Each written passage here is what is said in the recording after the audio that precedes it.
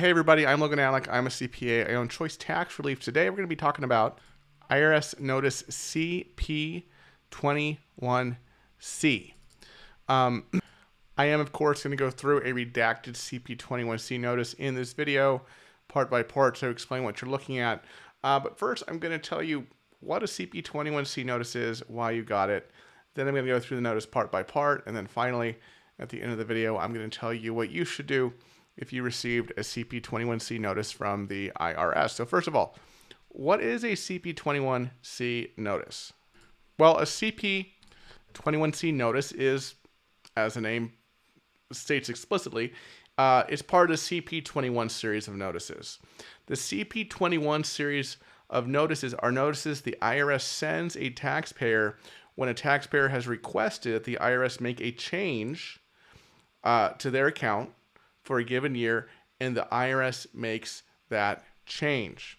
If you get a CP21A, that means the IRS made the change, but you still have a balance due. If you get a CP21B, it means the IRS made the change, but you're now owed a refund. If you get a CP21C, it means the IRS made the change, but now you have a zero balance on your account, or a very small, almost negligible balance on your account, as we'll see as we go through these. So that's what the CP21C is. IRS sends it when you, the taxpayer, have requested the IRS make a change on your account. That might be an amended return. That might be a request for penalty abatement. That might be the replacement of an IRS SFR with an original return. Something that you submitted to the IRS to tell the IRS, hey, you need to change what I owe for this year. IRS agreed with you. Now they send you the CP21C showing you owe nothing for that year. Now let's just go through some examples here of various CP21Cs. So this is a CP21C that the IRS sent one of our clients because the only thing that this individual owed for their 2014 tax year was penalties. Okay, they had paid the tax with the return, but they filed the return late. We argued there was a good reason why they filed the return late and paid the taxes late. IRS agreed with us. And so, their only balance for the year is $1,153.06. We were able to wipe out the penalties and the interest on the penalties as well, leaving them with a zero balance. Okay. This CP21C, the IRS sent to one of our clients because we filed an amended return for him. He had filed his original return and didn't really report all the deductions that he was entitled to on the return. We went back, reported those deductions, basically saved him $30,000 just for simply correctly reporting the deductions on his return. As a result, instead of owing the IRS $30,466, he then owed them zero, right? Hence the CP21C.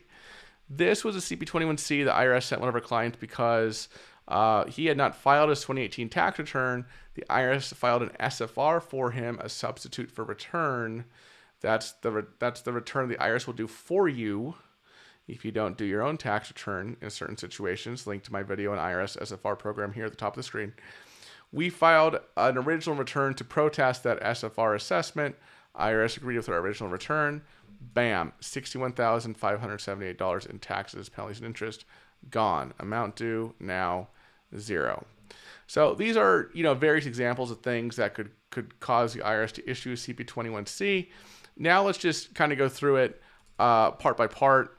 The first thing you'll kind of see here is this account summary in this box here, which is basically a reconciliation from the your account balance for the year before you requested this change and the IRS approved it to what you owe now, which is generally zero for a CP21C. Regardless of the change you requested, the first line here on the CP21C in the account summary will always be the account balance before this change. This is the amount the IRS thought you owed them for this tax year. In this case, it's 2018 for this taxpayer. This is the amount the IRS thought that you owed them for that tax year before you rose your hand and submitted new documents or paperwork or filed an original return or filed an amended return or got penalty abatement or whatever it was to reduce your balance. Okay, and then you notified the IRS of something, they agreed with you, and now look, these are all the changes to your account as a result. Decrease in tax, decrease in credit for tax withheld, decrease in failure to file penalty, but all these things, right? And that all nets out to zero here on the CP21C. Next, the IRS gives you suggestions on what it thinks you should do. If you agree with the changes they made, you don't need to respond to the CP21C because you agree with the changes, and what's going to happen is going to happen. If you don't agree with the changes, they give you a number to call to speak with the IRS. Okay. I'd be surprised if you didn't agree with the changes because they usually send this notice when they made changes to your account that you requested. Okay. But if for whatever reason you don't agree with the changes, that's a possibility. Then they're going to give you some information about the penalties that were removed. Kind of interesting here, they only mention the failure to pay penalty removal, not the failure, not the failure to file penalty, or the underpayment of estimated tax penalty. So I'm not sure why they don't mention those other penalties here, because the taxpayer was assessed them at one time. It was in this figure, and now they're being removed after the filing of the original return. Not sure why all the penalties aren't listed here. Then here's some additional information. This stuff is pretty standard. It's on all these, CP notices. The official IRS website for the notice, where you get tax forms. You can contact the IRS by mail. If you have a POA on file, a copy has been sent to them, and to keep this notice for your record. So this is a fairly straightforward notice. Essentially, the IRS just telling you, hey, we made the fix you requested. Now you don't owe us anything. So what should you do if you get this notice? Well, kind of like the notice says, review it, make sure things look accurate, make sure it's what you expected when you submitted whatever you submitted to the IRS to change your account for that year. And if that's the case, you can kind of sit back, relax. You don't have to worry about this tax year anymore because there's a zero balance. So anyway, folks, thanks so much for watching. I do have one thing to say, and that is this. If you have a tax problem, if you owe the IRS at least $10,000 or more, or your state for that matter, or if you have multiple years of unfiled tax returns, I would urge you to reach out to us at Choice Tax Relief. Helping folks like you is what we specialize in. Give us a call, 866-8000-TAX. That's 866-8000-829. Or go to choicetaxrelief.com and fill out that form on our homepage, and we will reach out to you. In the meantime, I have some other videos here on the left-hand side of the screen pertaining to various IRS notices and letters.